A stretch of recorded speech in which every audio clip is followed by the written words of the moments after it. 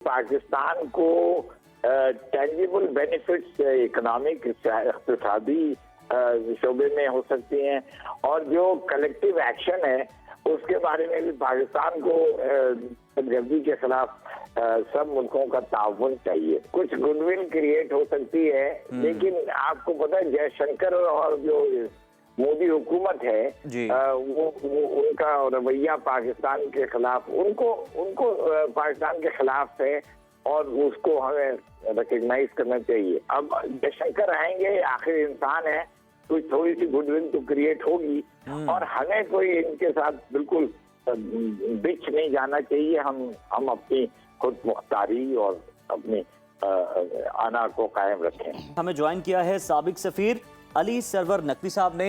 Welcome to सुनो पाकिस्तान। अली साहब, सबसे पहले हमारे देखने वालों को ये बताइएगा, एससीओ के बारे में कुछ बताइएगा, और इसके अगराज़ व मकासद क्या है, इससे मुतालिक भी आगाह कीजिएगा। एससीओ जो है वो एक शंघाई ताउन तंजीम, शंघाई कोऑपरेशन ऑर्गेनाइजेशन, ये 1995 में बनी थी। इसका उस वक्त नाम था शंघाई 5। उसमें रूस और चीन और 3 वस्ती एशिया के ममालिक किर्गिज़स्तान, कजाकिस्तान और ताजिकिस्तान मेंबर थे। वो फिर आगे और ये बढ़ती गई और इसका नाम एससीओ हो गया, और 2017 में पाकिस्तान और भारत इसके मेंबर बने। क्योंकि 2015 में वो रशिया में उस वक्त ये तय हो गया था, और हम फिर 17 में मेंबर बन गए, और अब उसके ईरान और बेलारूस भी मेंबर हैं, और उसके अलावा कोई 8-9 उसके ऑब्जर्वर ग्रुप्स हैं।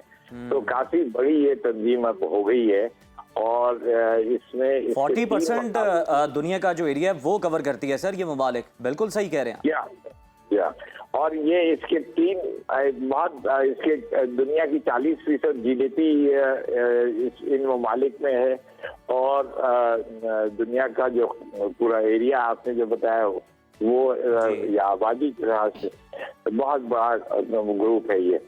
अच्छा, इसके 3 मकासद इसने शुरू में इन्होंने जब कायम किया था तो 3 मकासद रखे थे, टेररिज्म, सेपरेटिज्म और एक्सट्रीमिज्म। यानी दहशतगर्दी के खिलाफ काम करना, कलेक्टिव एक्शन मिलकर सब मुश्तरका तौर पे उसके खिलाफ कोशिश करना कि वो रुक जाए, और फिर इंतहा पसंदी, एक्सट्रीमिज्म, और तीसरे सेपरेटिज्म, अलहदगी पसंदी। तो ये 3 इसके एलिमेंट्स हैं। लेकिन अब चूंकि ये बड़ी तंजीम हो गई है, तो इसमें इक़्तिसादी ताउन के भी अब बहुत गुफ्तगू होती है, और उसके मुतालिक भी मुश्तरका पॉलिसीज और तिजारत के मामले में खास तौर पे बिल्कुल ठीक। अली साहब, इस हवाले से भी आगाह कीजिएगा, जैसे कि आप जानते हैं इस तरह की जब भी कॉन्फ्रेंसेज होती हैं तो हम हमेशा मेरिट्स पे बात करते हैं, हम देखते हैं इसका आउटकम क्या निकलेगा। आप क्या समझते हैं कि एससीओ कॉन्फ्रेंस से पाकिस्तान को क्या क्या फायदे हो सकते हैं? पाकिस्तान को एक तो इन सब की खैर सगाली, एक ग्रुप में मेंबर है पाकिस्तान, जो कि बहुत अहम ग्रुप है।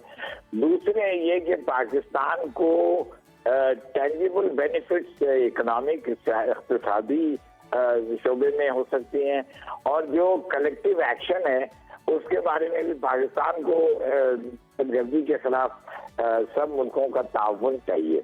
और उसमें ये इस वक्त यहाँ पे दहशतगर्दी बढ़ गई है, तो ये सारे इस खित्ते के ममालिक, खास तौर पे रूस और चीन जैसे बड़े मुल्क, वो इस तंजीम के रुकन हैं।